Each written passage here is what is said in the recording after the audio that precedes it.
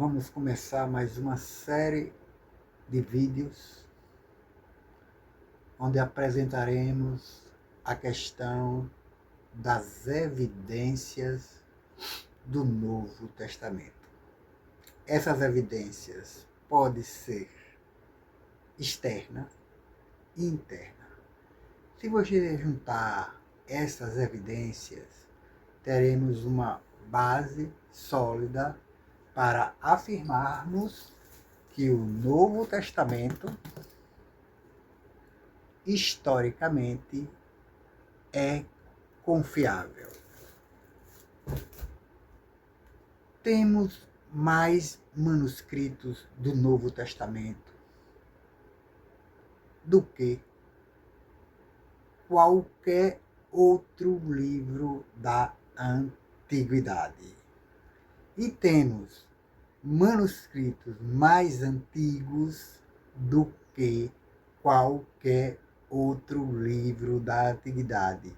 E temos testemunhos oculares múltiplos mais do que qualquer outro livro da Antiguidade. E temos também que o Novo Testamento é confirmado por fontes antigas do que qualquer outro livro da Antiguidade. É dessa forma que nós vamos nos aproximarmos do Novo Testamento para chegarmos à conclusão da sua viabilidade histórica ou não. Vamos se colocar contra o argumento de estudiosos como Bart Ehrman, em sua obra Misquoting Jesus.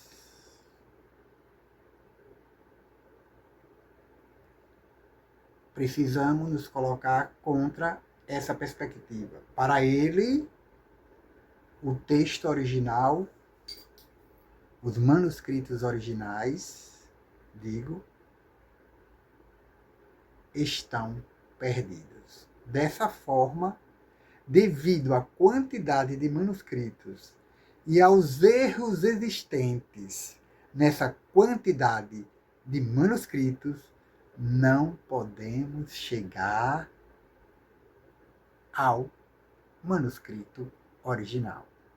Nós vamos mostrar aqui que a perspectiva da crítica textual, fundamentada na sua metodologia, observa esse cenário de forma inversa. Mas vamos ao primeiro ponto. O número de manuscritos do Novo Testamento. Quantos manuscritos do Novo Testamento nós temos, primeiramente, em grego? Cerca de 5.700. 5.700 manuscritos em grego. A pergunta que se faz é a seguinte: qual o documento da antiguidade que chega perto disso? Nenhum documento.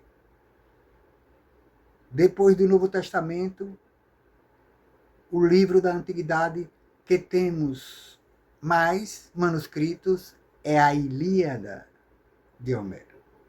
Cerca de 643 manuscritos. No grego, nós temos quase 10 vezes mais do que isso. Tem livros, a maioria dos livros da antiguidade, nós temos entre 7 e 10 manuscritos. Mas ninguém contesta a confiabilidade histórica de Platão, dos seus ensinos, de Aristóteles, mas Bart Ehrman contesta o Novo Testamento, que tem somente em grego 5.700 manuscritos. A questão aqui é o seguinte: se você tem mais manuscritos em grego, por exemplo, com relação ao Novo Testamento, se você tem mais manuscritos, então o número do que se chama de variantes, ou seja, o número de erros nas cópias, certamente o número de erros será maior.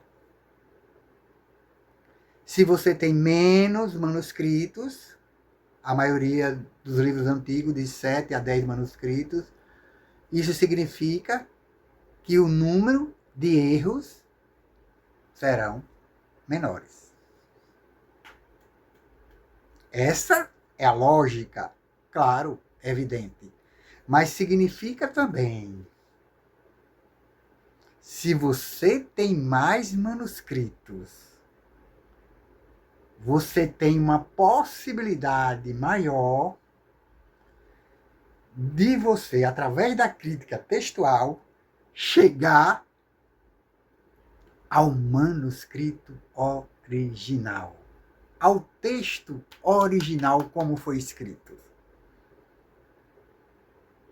Se você tem menos manuscrito, você tem uma dificuldade maior de chegar ao que realmente foi dito. Menos erros, mas fica muito mais difícil você localizar o erro. Como temos 5.700 manuscritos somente no grego, nós temos, através da crítica textual, a possibilidade de afirmar qual realmente foi o texto original. Essa é a primeira evidência que estamos abordando a respeito no Novo Testamento. Mas nós não só temos só 5.700 manuscritos. Nós temos mais, cerca de 19.000 manuscritos em outras línguas. No cópita, no siríaco antigo, no latim antigo, na Vulgata latina e em outras línguas.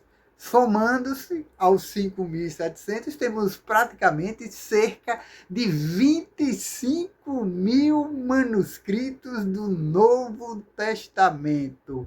A pergunta que se faz é a seguinte: qual o livro da antiguidade que tenha essa diversidade de manuscritos? Nenhum outro livro da antiguidade. Se você colocar em dúvida o Novo Testamento, você tem que colocar em dúvida todos os textos da antiguidade. Em outras palavras, toda a história da antiguidade.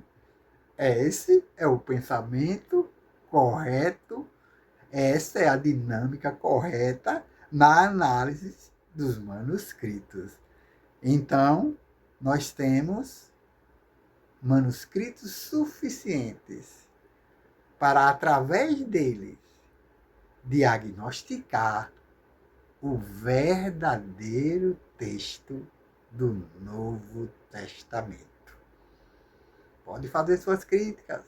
Vá ao canal Cristianismo em Contexto, dê o seu sininho, o seu like, faça o seu comentário, seja um assinante para que o canal possa crescer e a gente possa continuar discutindo o cristianismo no seu contexto primitivo. E claro, se a gente entende o cristianismo nessa perspectiva, saberemos nos dias atuais separar o que verdadeiramente é cristianismo, o que verdadeiramente está de acordo com o movimento inicial e separar daquilo que não tem nada a ver com cristianismo, mas, claro, possui o rótulo de cristianismo.